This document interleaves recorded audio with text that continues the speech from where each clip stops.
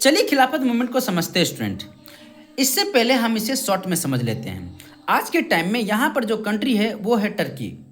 Turkey में Ottoman empire हुआ करता था जो बहुत पावरफुल हुआ करता था, और वहाँ के जो रूलर हुआ करते थे उसे खलीफा कहा जाता था। ठीक है। अब देखो, जितने भी मुस्लिम लोग थे, इंडिया के मुस्लिम लोग थे, यहाँ के खलीफा को भगवान मानते थे। और इस टाइम क्या हुआ कि ऑटोमन अम्पायर को ब्रिटिशर ने हरा दिया, और वहाँ के जो खलीफा थे वो बहुत ही परेशानियों को झेलना पड़ा। ठीक है। अब इस बात में को इंडिया के इस्लामिक लोग को जब पता चला तो बहुत ही इस बात से उन लोगों को दुख हुआ। ठीक है। अब देखो, अब इंडिया में मुस्लिम लीडर थे। ठीक है। एक था मोहम्मद अली और एक थे शौकत अली, ये दोनों भाई थे। उन्होंने एक मूवमेंट स्टार्ट किया ब्रिटिश के अगेंस्ट में। ठीक है। अब देखिए, गांधी जी को लगा क्यों ना इस मूवमेंट में कांग्रेस भी क्यों ना ज्वाइन हो जाए। अगर कांग्रेस ज्वाइन हो जाएगा तो मुस्लिम और हिंदू की यूनिटी भी बढ़ जाएगा, यानी एकता बढ़ जाएगा। ठीक है। और एकता को बढ़ाना ही चाह रहा था कौन? महात्मा गांधी जी। यही बेसिक कहानी है स्टूडेंट। अब हम आपको समझाते हैं ये जो लिखा हुआ है वो। तो चलिए स्टूडेंट पढ़ते हैं। The first world war had ended with the defeat of Ottoman empire in Turkey. Turkey है। टर्की एम्परर was the spiritual head of the Islamic world, the खलीफा। ठीक है। खलीफा क्या होता है समझ गए हम लोग। There were rumors that a harsh peace treaty was going to be imposed on the Ottoman emperor. This angered the Muslim in India।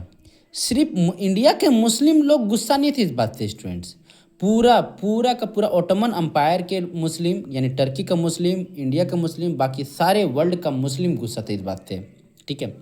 Muslim leader like the brothers Mohammad Ali and Shaukat Ali formed a Khilafat committee in March 1919 defend the Khalifa temporal power. अब ये दोनों भाई ने खिलाफत committee बनाई 1919 मार्च को। ठीक है। और ये defend the Khalifa temporal power. ठीक है। They begin discussing the Mahatma Gandhi about the possibility of united mass action on the issue. ठीक है। क्योंकि स्टूडेंट्स, महात्मा गांधी भी क्या था, वो चाहते थे कि इनके मूवमेंट में कांग्रेस भी शामिल हो जाए और यूनिटी दोनों है, हिंदू मुसलमान का यूनिटी क्या हो जाएगा, सेम हो जाएगा। क्योंकि देखा जाए तो मुसलमान का भी दुश्मन एक ही था और इंडियन का भी मुसलमान, मतलब इंडिया का भी क्या था, दुश्मन एक ही था। वो कौन था? इंग्लैंड। तो क्यों ना हम लोग दोनों मिलकर, हिंदू मुस्लिम मिलकर क्या करें, इंग्लैंड को हराएं और यहाँ से भगाएं ब्रिटिश इंडिया से। ठीक है ना। तो Gandhi ji so this an opportunity to bring Muslim under the umbrella of united national movement. ठीक है, बात समझ में आया। तीसरा देखते हैं student, other leaders view. Gandhi ji ये सोच रहे हैं कि कांग्रेस भी मुस्लिम के खिलाफत इशू में शामिल हो जाए। ठीक है, गांधी जी ये सोच रहे थे, पर दूसरे लीडर क्या सोचते हैं स्टूडेंट, चलिए देखते हैं। At the Kolkata session of the Congress in September 1920। अब स्टूडेंट 1920 में कोलकाता में एक सेशन चलाया गया कांग्रेस के द्वारा। सेशन का मतलब बच्चों मीटिंग। ठीक है, मीटिंग को सेशन कहते हैं। तो ऐसे कांग्रेस का सेशन, कांग्रेस का मीटिंग भारत में कई जगहों पर होता था। ठीक है, जैसे दिल्ली, नागपुर, मद्रास, मुंबई। ठीक है। Gandhi ji convinced other leaders of the need to start a non cooperation movement. Gandhi ji कहे कि हम लोग को एक और मूवमेंट चालू करना चाहिए जो है नॉन कॉपरेशन मूवमेंट। ठीक है, in support of Khilafat as well as for swaraj. अब खिलाफत क्या हम लोग समझ गए। अब देखो स्वराज क्या होता है। देखो बच्चों, स्वराज का मतलब था सेल्फ रूल्स। गांधी जी बोले कि देखो ब्रिटिशर रूल काफ़ी हो गया, अब हमें खुद को, अपने आप को रूल करना है। हमें स्वराज की डिमांड करनी है ब्रिटिशर से। हुई किससे डिमांड करना? ब्रिटिशर से। अब हम पर रूल कोई नहीं चला सकता है, हम अपने आप पर रूल खुद चलाएंगे।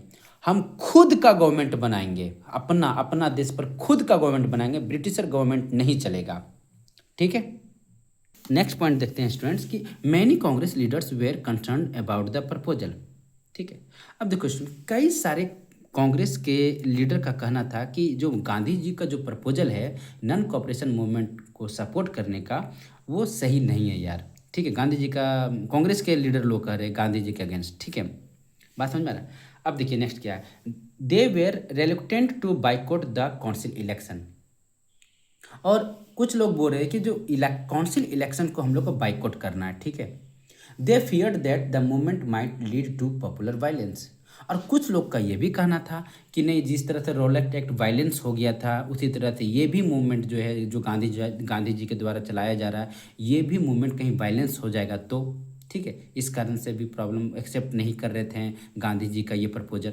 ठीक है, अब आइए, in the months between September and December there was an intense tussle within the Congress. अब कांग्रेस दो गुट में बट गया था।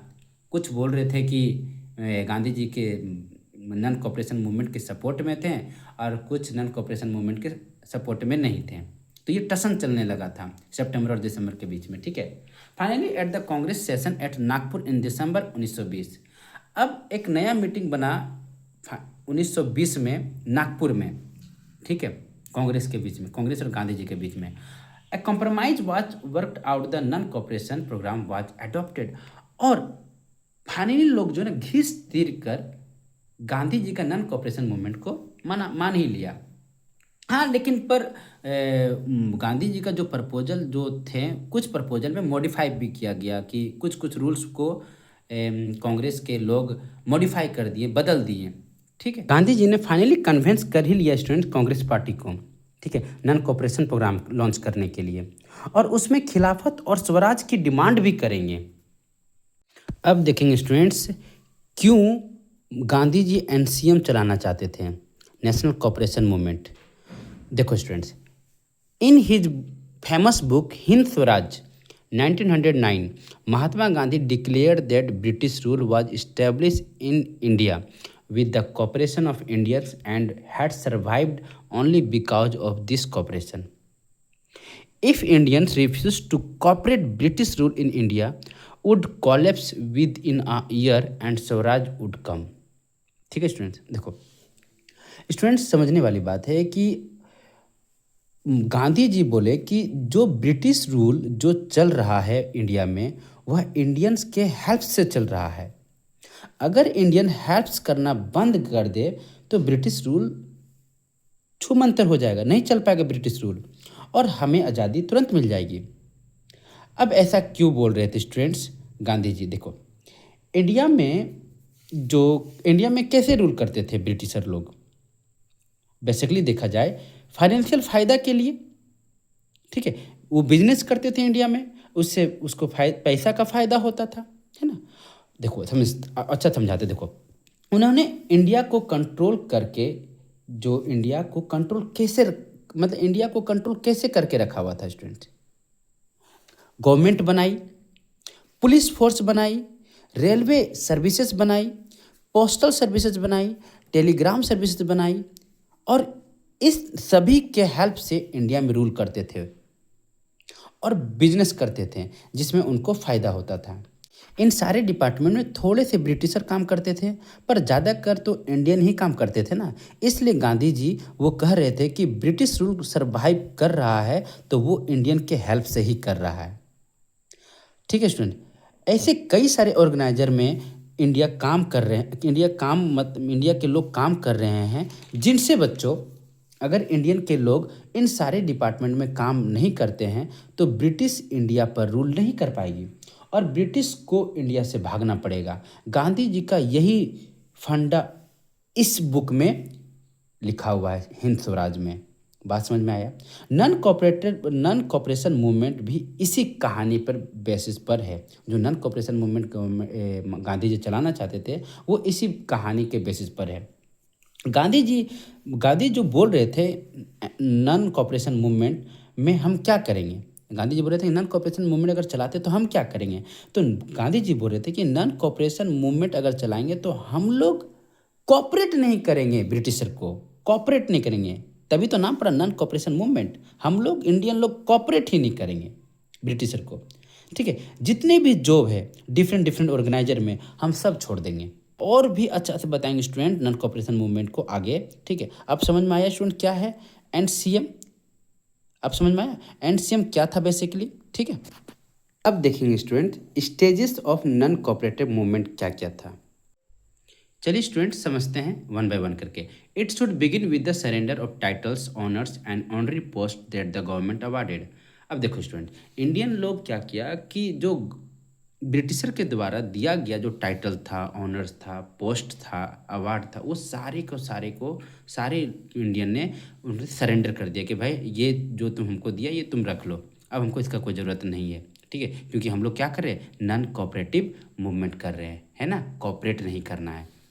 आइए next, followed by the boycott of civil services. अब देखिए सिविल सर्विसेज क्या होता है, जो गवर्नमेंट ब्रिटिश गवर्नमेंट जो सरकारी नौकरी इंडियन लोग को दिया था, वो इंडियन भी क्या कर रहा है, उसको बॉयकॉट कर दिया, भाई तुम्हारा सरकारी नौकरी हमको नहीं चाहिए। जैसे आर्मी में करते थे, पुलिस में करते थे, कोर्ट्स में करते थे, लेजिस्लेटिव असेंबली काउंसिल में करते थे, स्कूल्स में जो टीचर्स वगैरह रहते थे, फॉरेन गुड्स को भी वो क्या करते थे, नॉन कोऑपरेटिव मूवमेंट करते थे। यानी फॉरेन गुड्स का मतलब क्या हुआ, जैसे भी जो भी चीज़ें ब्रिटिश में कोई चीज़ बना और वो चीज़ें क्या हुआ, वो इंडिया में आकर ब्रिटिशर लोग क्या करेगा, बेचेगा, इंडियन लोग क्या करेगा, उसको खरीदेगा, उसके कहते हैं फॉरेन गुड्स। ठीक है, यानी फॉरेन गुड्स को भी क्या कर रहा है, इंडियन लोग नॉन कोऑपरेटिव मूवमेंट कर रहा है, उसको खरीद नहीं रहा, कोऑपरेट नहीं कर रहा है। ठीक है, the movement was to be in all stages peacefully and non violent. लेकिन ये जो मूवमेंट जो था वो पहले ही जैसा चल रहा है, नॉन वायलेंट, पीसफुली, एकदम शांति से, प्यार की भावना से ये सब काम हो रहा, मूवमेंट हो रहा है। ठीक है, I next point, in case the government use repression as full civil disobedience campaign. अब देखो स्टूडेंट, यहाँ रिप्रेशन का मतलब क्या हुआ कि अगर ब्रिटिश गवर्नमेंट अगर हम पे दबाव बनाता है ये सब करने पर, तो हम लोग क्या करेंगे, सिविल ओबीडियंस कैंपेन करेंगे। अब देखिए सिविल ओबीडियंस कैंपेन क्या होता है और नॉन कॉपरेशन मूवमेंट क्या होता है। जैसे देखिए सिविल डिसओबीडियंस क्या होता है, जैसे कि मान लीजिए जो टैक्स लगाएं गवर्नमेंट जो है, मतलब ब्रिटिश गवर्नमेंट जो टैक्स लगाए, अगर वो टैक्स अगर इंडिया नहीं देता है तो ब्रिटिश सर लोग क्या करेगा, उसको जेल में लेके जाएगा, उसको पनिशमेंट करेगा, क्योंकि ये क्या था, गवर्नमेंट के विरुद्ध था। तो इसको कहते हैं सिविल डिसओबीडियंस। ठीक है, अब देखो हम लोग तो क्या कर रहे थे, हम लोग नॉन कॉपरेशन मूवमेंट कर रहे थे, हम लोग उनके कामों पर कॉपरेट नहीं कर रहे थे, हम लोग तो टैक्स देना, सब काम करना, फुल सिविल डिसोबीडियंस कंपेन देना फुल। लेकिन हम लोग को नॉन कॉपरेट मूवमेंट, यानी हम लोग को कॉपरेट नहीं करना है ब्रिटिशर लोग को। बात समझ में आ रहा? यही है। Example, non payment of taxes would be launched.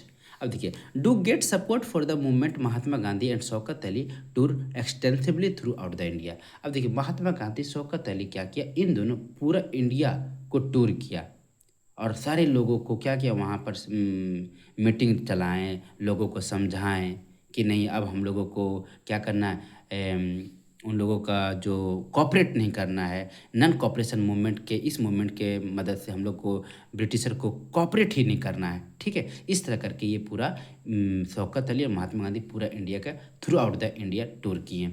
ठीक है, समझ में आया बच्चों?